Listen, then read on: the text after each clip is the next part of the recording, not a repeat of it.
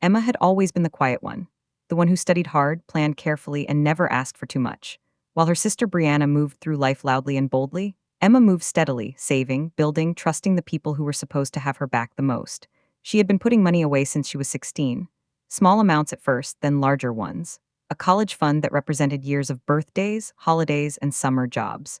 Her parents had matched every dollar. It was their promise to her, solid, real, and spoken out loud more than once. Then one Tuesday morning, she logged into her account and the balance was gone, not reduced, not partially withdrawn. Gone, she called her mom immediately. The explanation came slowly, carefully, like someone who had been rehearsing it. Brianna's business was struggling. The family needed to step in. Emma would understand, she always understood. But what her parents didn't know, what nobody in that house had thought to check, was that Emma already had a legal stake in that exact same business. And the paperwork was sitting in a drawer with her name on every page.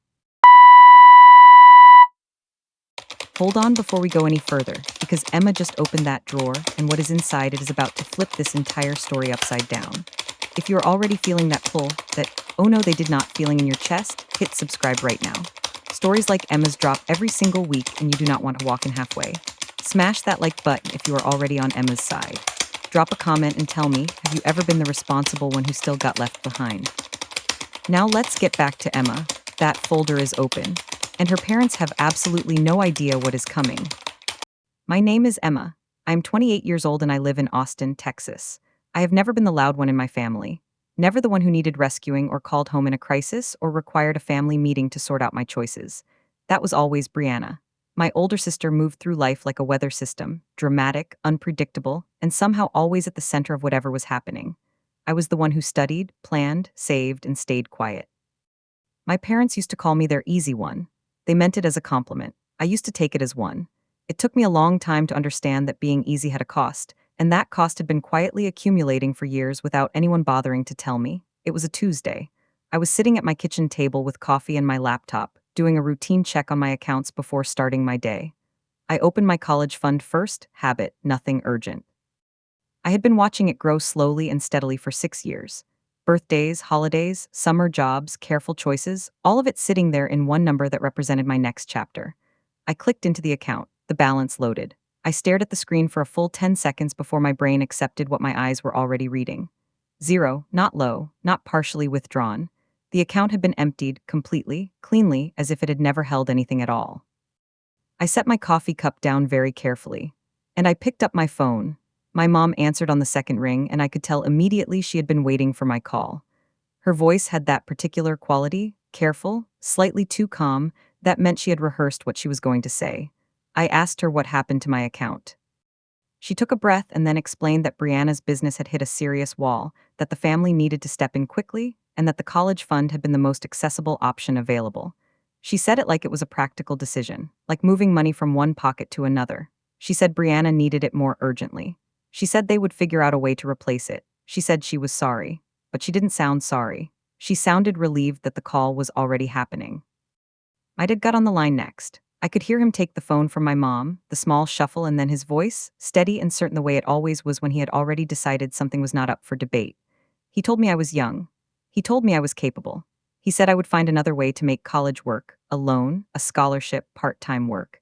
He said Brianna's business represented years of effort, and the family couldn't watch it collapse when they had the means to help. He said someday I would understand why they made the call.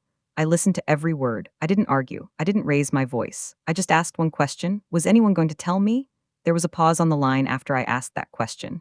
Not a long one, maybe 3 seconds. But in those 3 seconds I heard everything I needed to hear. No one had planned to tell me. The conversation I was currently having had only started because I had checked my account. If I had waited another week, another month, I might have logged in one day closer to enrollment and found the same empty balance with even less time to do anything about it. My dad said they were going to tell me soon. My mom said they had been trying to find the right moment. I told them I understood. I kept my voice completely even. I said I needed some time to think and I would call them back. Then I hung up and sat in the quiet of my apartment. I sat at that kitchen table for a long time after the call ended. People might expect that I cried, or that I called a friend and vented, or that I paced around my apartment processing the shock out loud. But I didn't do any of those things. What I felt wasn't exactly anger. It was something more focused than that. It was the specific feeling of a person who has just had their suspicion confirmed. Because if I was being completely honest with myself, sitting there in the silence of my Austin apartment on that Tuesday morning, this did not come as a total surprise. The surprise was only in how direct it was. How clean. How completely they had moved my future out of the way to make room for my sister's present. I got up from the kitchen table and walked to my desk in the corner of my bedroom. Second drawer from the bottom, the one I kept locked with a small key on my keychain. I unlocked it and pulled it open. Inside, beneath a notebook and some old tax documents, was a manila folder, slightly worn at the corners from being moved a few times over the past year. I picked it up and carried it back to the kitchen table. I set it down in front of me and placed both hands flat on top of it for a moment. Inside that folder was something my parents didn't know existed. Something Brianna had signed her name to 14 months ago. Something that was about to completely reframe everything that had just happened this morning. Emma opened the folder slowly and laid the contents flat on the kitchen table. The document on top was 14 pages long, clean, professional, printed on legal paper with a notary stamp on the final page. A silent partnership agreement between Emma Rose Caldwell and Brianna Caldwell DBA Brianna's Boutique and Brand, signed by both of them. Witnessed and notarized. Dated 14 months ago on a Thursday afternoon in a small law office on the east side of Austin. Emma had been 20 years old when she signed it. She had read every line twice before putting pen to paper. She remembered the attorney asking her if she was certain. She had said yes without hesitation. She pulled the document closer and began reading from the very first page. 14 months ago, Brianna had come to Emma with stars in her eyes and a business plan printed on 40 pages of glossy paper. She needed a small investment to get through her first quarter, just enough to cover inventory and a website build. Emma had listened carefully, asked real questions, and then said yes. Not out of sisterly loyalty alone, out of genuine belief that the business had potential. She had written a check for $8,000 from her personal savings. Money she had earned herself. And in exchange, the attorney had drawn up a proper agreement, not a casual family handshake, not a verbal promise. A legal document, with terms, obligations, and Emma's name listed clearly as a silent partner with a 30% stake. Emma reread the partnership clause slowly. 30% of all net profits. Full written disclosure required before any major financial decision affecting the business. Partner approval needed for any capital injection above $2,000. She set the page down and let that last line sit in the air for a moment. Partner approval needed for any capital injection above $2,000. Her parents had just moved her entire college fund, tens of thousands of dollars, directly into Brianna's business. Without telling Emma, without asking Emma, without apparently knowing that Emma was legally required to be part of that conversation. They hadn't just taken her money. They had walked directly into a legal agreement they didn't know existed and made a decision that wasn't entirely theirs to make. Emma did not call her parents back that morning. She did not call Brianna.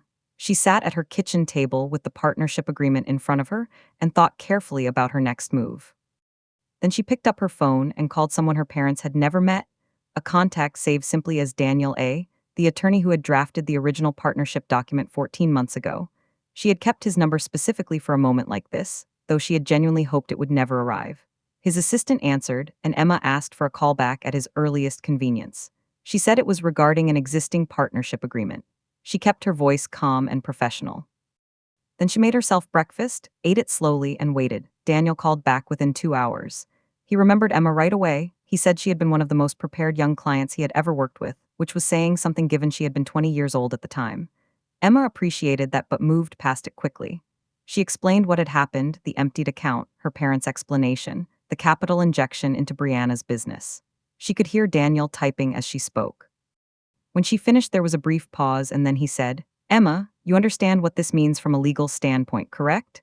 She said she had some thoughts but wanted to hear his assessment first. He took a breath and said, "Your rights as a silent partner were not just overlooked. They were bypassed entirely." Daniel walked her through it clearly. As a documented silent partner, Emma was legally entitled to full financial transparency, meaning Brianna was required to share accounting records, profit and loss statements, and any documentation related to major financial decisions.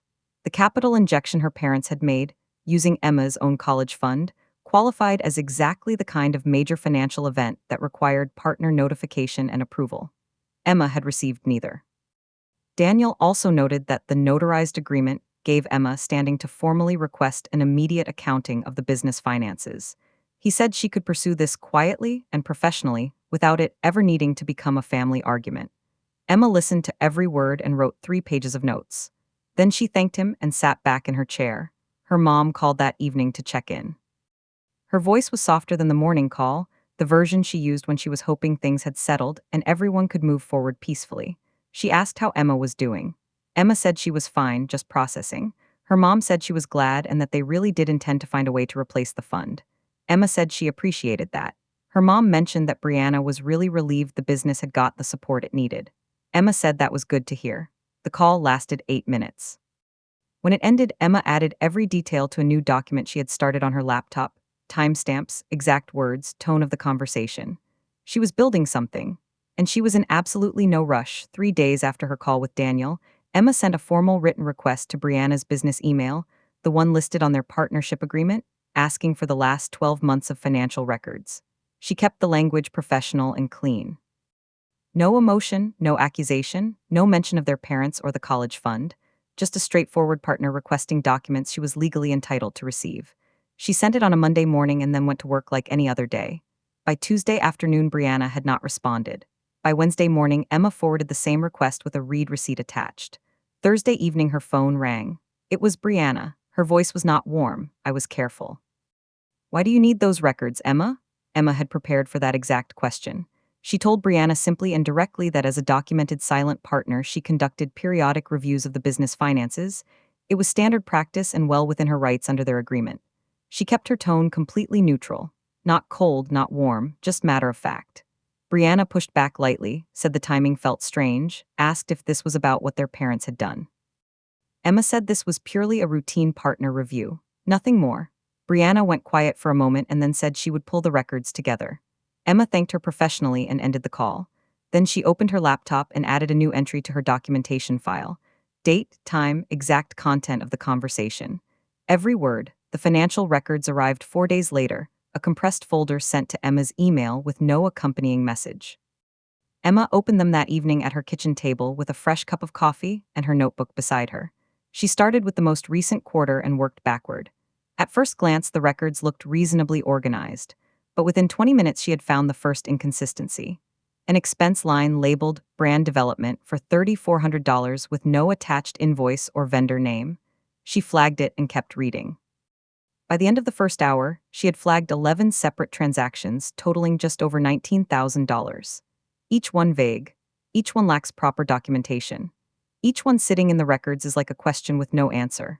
Emma called her friend Maya the next morning. Maya was in her final year of an accounting degree at UT Austin and had the kind of mind that found patterns in numbers the way other people found shapes in clouds, naturally and immediately. Emma explained the situation without full detail and asked if Maya could help her map out the flagged transactions against the business's actual documented expenses. Maya came over that Saturday with her laptop and a legal pad. They worked for 4 hours straight. By early afternoon, Maya leaned back in her chair and tapped her pen against the table. She said, "Emma, these transactions don't match any legitimate business category I can identify. Someone has been running personal expenses through this account, consistently and deliberately." Maya pulled up 3 months of transactions side by side and walked Emma through them carefully. A charge at a high-end Austin restaurant on a Sunday evening, labeled as a client meeting. A payment to a boutique hotel in San Antonio, listed under Brand Retreat. 2 separate charges at a luxury spa, filed as Team Wellness. A monthly subscription to a premium interior design platform, categorized as office development. None of these had supporting invoices. None had client names attached. None matched any business activity Emma could identify from the company's public presence or operational records. Individually, each one might have seemed borderline. Together, they painted a picture that was difficult to explain away. Brianna had been financing her personal life through her business account for months. Emma sat with the completed spreadsheet in front of her and thought carefully about her parents. They had given up her college fund believing they were saving a struggling business, a daughter's dream on the edge of collapse. They had made that decision out of genuine love, misguided and damaging as it was. But what Emma now understood was that the business had not been failing because of market conditions, or bad timing, or the ordinary difficulties of a startup. It had been bleeding money because someone had been treating the business account like a personal wallet for months. Her parents had been told a story, a carefully edited version of events that left out the most important parts. They hadn't just overlooked Emma. They had been deceived first. Emma spent that Sunday evening organizing everything she had gathered. She printed the flagged transaction spreadsheet Maya had built. She printed the original partnership agreement. She printed Daniel's written legal summary of her partner rights. She printed every email and text related to the records request. She divided everything into two separate folders. The first folder was for her parents, clear, organized, focused on what had happened to her college fund and what they hadn't been told about the business. The second folder was for Daniel, complete financial documentation, legal standing, and a clear picture of the partnership violations. She labeled both folders neatly, placed them on her desk, and made herself dinner. She was not angry. She was completely, quietly, and thoroughly prepared. Emma called her parents on a Thursday evening and invited them to dinner at her apartment the following Saturday. She kept the invitation simple and warm, said she had been doing a lot of thinking, that she missed them, and that she wanted to sit down together properly. Her mom's voice lifted immediately with relief. She said yes before Emma even finished the sentence. Her dad got on briefly and said he was glad Emma had reached out, that they had been worried about her. Emma said there was no need to worry. She told them to come at 6, that she would cook. When she hung up, she stood in her kitchen for a moment. Both folders were already sitting on her desk. Saturday was 4 days away. Her parents arrived at 6 on Saturday exactly, her dad holding a bottle of wine, her mom carrying a small plant she had picked up because that was the kind of thing her mom always did. Emma hugged them both at the door, and the apartment smelled like the pasta she had been cooking for an hour. Everything felt warm and ordinary. They sat in the living room first, talked about small things, her dad's work, her mom's garden, a neighbor situation her mom had been dealing with for weeks. Emma listened and asked questions and kept everything easy. Her parents visibly relaxed as the evening moved along. They had come expecting a difficult conversation. What they found instead felt like their daughter welcoming them back. The folders on the desk stayed exactly where they were. They moved to the kitchen table for dinner, and Emma served everything properly: plates, glasses, bread in a basket the way her mom liked it. They ate and talked, and somewhere in the middle of the meal, her dad said he was really glad they were doing this, that he had hated the tension between them. Her mom reached over and squeezed Emma's hand. Emma smiled and said she was glad too. Then she got up from the table, walked to her desk, picked up both folders, and carried them back to the kitchen. She set them down quietly between the bread basket and her dad's wine glass. Her parents looked at the folders, then at Emma. She sat back down, folded her hands on the table, and said, "I need to show you both something." Emma opened the first folder and placed the partnership agreement flat on the table between her parents. She gave them a moment to read the header before saying anything. Her mom leaned forward. Her dad picked it up. Emma explained it clearly. 14 months ago, she had invested $8,000 of her own money into Brianna's business as a documented silent partner. Legal, notarized, fully binding. She watched her parents' faces as the information landed. Her mom looked genuinely confused, not defensive, just completely blindsided. Her dad set the document down carefully and looked at Emma with an expression she hadn't seen on his face in a long time. It was the look of a person realizing they had been making decisions inside a situation they didn't fully understand. Emma moved to the second section of the folder without rushing. She placed Maya's spreadsheet on the table and walked her parents through it the same way Maya had walked her through it, transaction by transaction, category by category. The restaurant charges, the hotel, the spa visits, the personal subscriptions, all filed under business expenses. She didn't editorialize, she didn't add emotional commentary. She just presented the numbers clearly and let them speak. Her mom's face moved through confusion, then recognition, then something that looked like a slow and painful reckoning. Her dad said nothing for a long time. He just looked at the spreadsheet and then looked at Emma and then looked back at the spreadsheet. The pasta on his plate had gone completely cold. Her dad was quiet for almost 2 full minutes after Emma finished walking them through the records. Her mom had her hand pressed flat against her mouth. The kitchen felt very still. Finally, her dad looked up and said, "We had no idea about any of this." Emma nodded and said she knew that. He asked how long she had been aware of the financial irregularities. She told him about 2 weeks. He asked why she hadn't called them immediately. Emma looked at him steadily and said, "Because the last time something important happened with my money, I found out by checking my own account." The table went completely silent. Her dad looked down. Her mom closed her eyes briefly. That one sentence had said everything that needed saying. Emma reached into the second folder and placed the final document on the table. It was a formal written request, prepared with Daniel's guidance, for full repayment of the college fund, with a modest interest adjustment reflecting the period it had been inaccessible. It was not a legal threat. It was not an ultimatum delivered with anger. It was a clean, professional document that outlined what had been taken, what Emma was requesting, and a reasonable timeline for resolution. She slid it toward her parents and said, "I am not here to punish anyone. I am here because I worked for that money for 6 years and I would like it returned." Her mom picked up the document with both hands. Her dad reached across the table and put his hand over Emma's. He said, "You are right. We are going to make this right." 3 days after the dinner, her parents called Brianna and asked her to come to the house on Sunday afternoon. They kept the reason vague, just said it was a family matter that needed everyone present. Brianna arrived in a good mood, coffee in hand, assuming this was about logistics or planning or some minor family administrative thing. Emma was already there when she walked in, sitting at the dining room table with her folders in front of her. Brianna's step slowed slightly when she saw Emma's expression. She looked around the room, her dad standing near the window, her mom seated quietly, no warmth in the usual places. She set her coffee down on the counter, and the room shifted immediately. Emma's dad opened the conversation. He told Brianna they needed to talk about the business finances, that some information had come to their attention that required a direct conversation. He placed Maya's spreadsheet on the table and slid it toward Brianna without comment.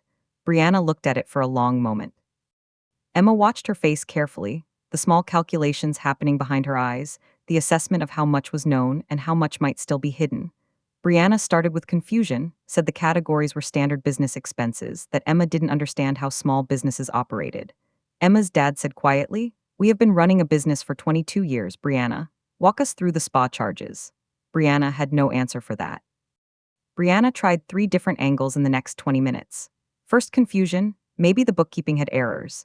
Then justification, business owners sometimes blurred personal and professional lines, it wasn't unusual. Then deflection, suggesting that Emma had some personal motive for digging into the records, that this was really about old sibling rivalry dressed up in paperwork. Emma said nothing during any of it. She just sat with her hands folded on the table and let Brianna talk. It was her parents who dismantled each argument calmly, specifically, without anger, because they weren't arguing from emotion anymore. They were arguing from documentation.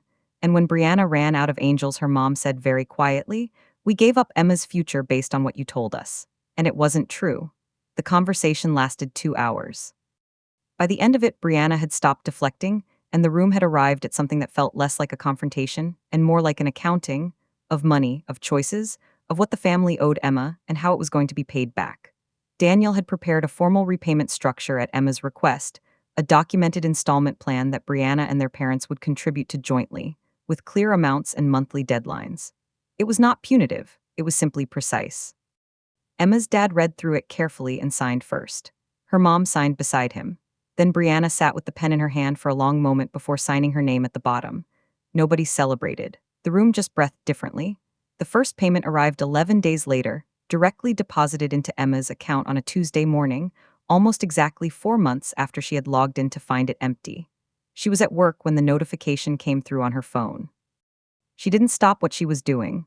She just glanced at the screen, confirmed the amount, and put her phone face down on her desk. She finished her shift, drove home, made dinner, and sat at her kitchen table. Then she opened her laptop and checked the account properly, the full balance, the deposit record, the date. She took a screenshot and saved it in the same folder where she kept the partnership agreement and the original account statements. Then she closed the laptop and exhaled for what felt like the first time in months.